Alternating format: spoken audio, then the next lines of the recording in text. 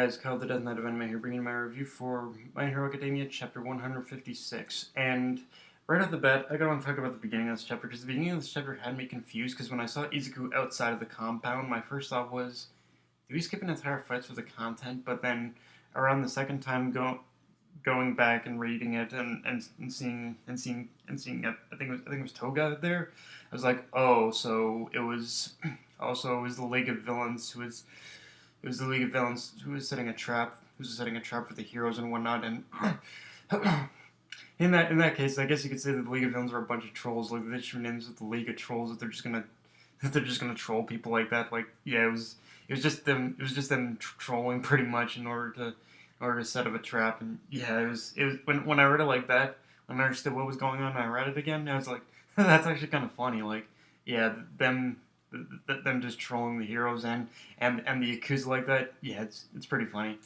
But yeah. Also in this chapter, like, the one thing that's really been a constant confusion, honestly, is Eri's parents to me. Like, at first, like, Horikoshi seems to be going back and forth a little bit on trying to confuse us, or trying to just say to us to leave it up to interpretation. I want to assume, because here in this chapter we learned that Eri's mother was actually the daughter of the was actually the daughter of the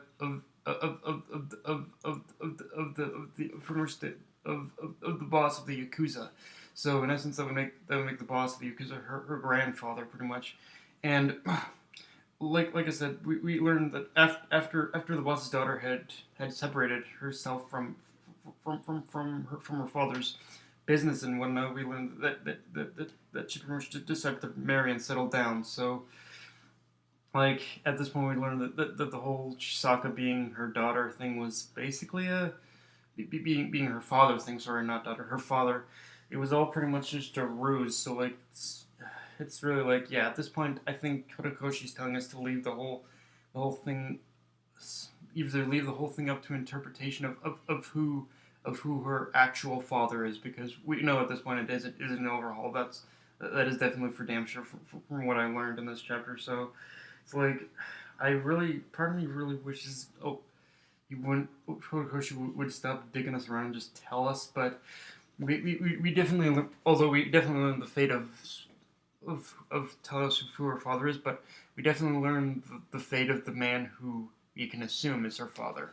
Because in this chapter, we also learn pretty much a scary fact about Eri's power, which is Eri has the power to basically rewind life in a way. Because if I understood what happened to the husband of the boss's daughter in this chapter, Eri essentially, when the husband touched Eri, I think, unintentionally activated and overused her power, and turned back his life clock, so to speak, to the point where he ceased to exist. So, in essence, you could say that Eri literally has the power of a god. She literally has the power to control life, and control life, and turning control life by basically with the power of rewinding the people's lives and whatnot. So it's like, that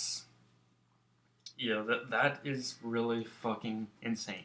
Because, and actually, what's even more interesting about this is that in most cases of shonen, from what I've seen, it's usually the main character that ends up having the godly power. Like with Naruto, it was with the Sage of Six Paths cloak and whatnot.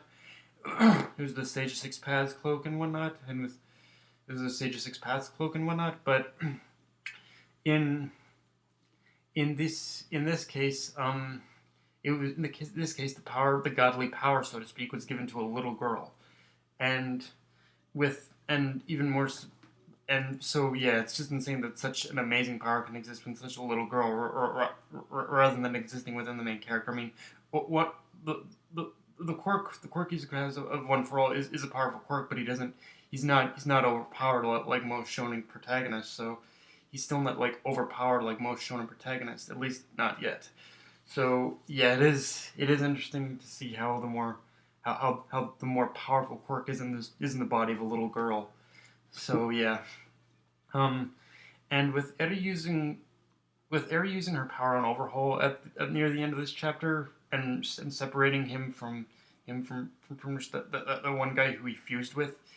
I want to assume that this arc is slowly winding down to its conclusion. I think I heard somewhere it's going to be only a couple more chapters. Like I think it's going to end on chapter 160 or something. Like this arc is going to end on chapter 160 or something. But we'll have to see for sure if that's actually true.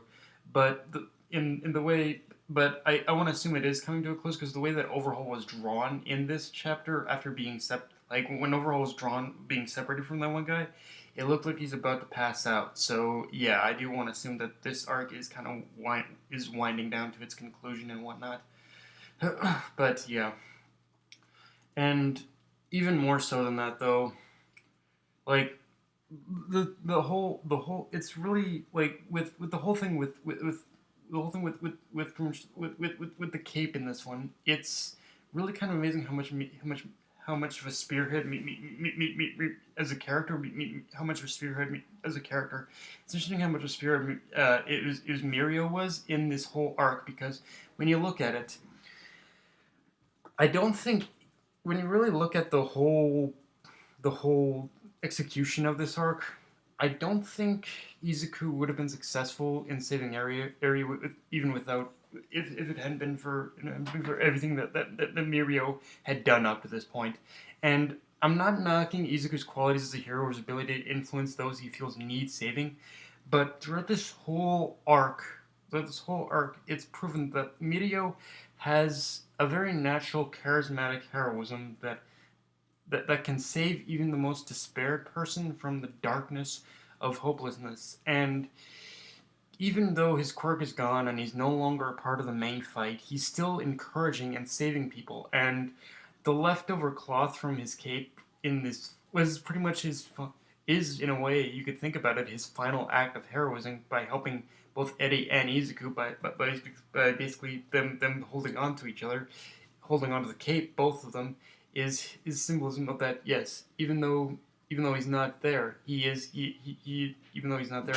I'm not saying he's dead, of course, but with him, even though Mirio isn't part of the main fight, he's still there, encouraging them to escape pretty much and live on and whatnot. So yeah, like it does in a way. It seems like Mirio's whole role. If you really if you really think about it even further, like Mirio's involvement in this has so far is circumventing what the whole thing of what Night Eye predicted, which is Izuku's death. So yeah, in a way, Mirio really is the true hero of this arc. And honestly, when you really look at Mirio as a character, he's honestly what I really wish Hollywood would have been able to grasp a lot more with the Man of Steel and Batman v Superman movie.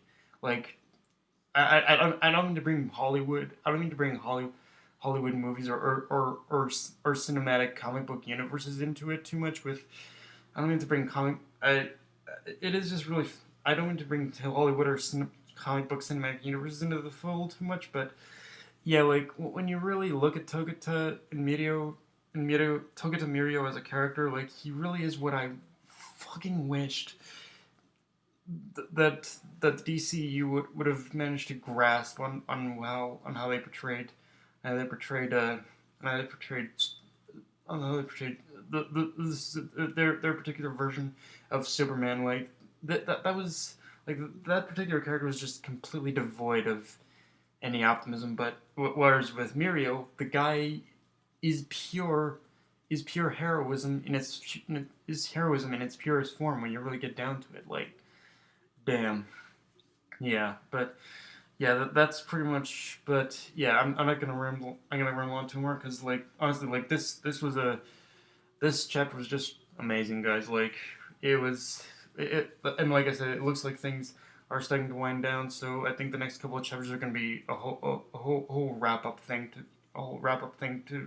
this whole arc, and yeah, but like it's stuff. But yeah, this whole arc in itself has been amazing, and honestly, I can't wait to see it animated because I think I can't wait to see it animated. But yeah, guys, that's my review. If you enjoyed the video, like, comment, subscribe, or follow me on Twitter and Facebook. Death Knight of Anime, signing off. Later, guys.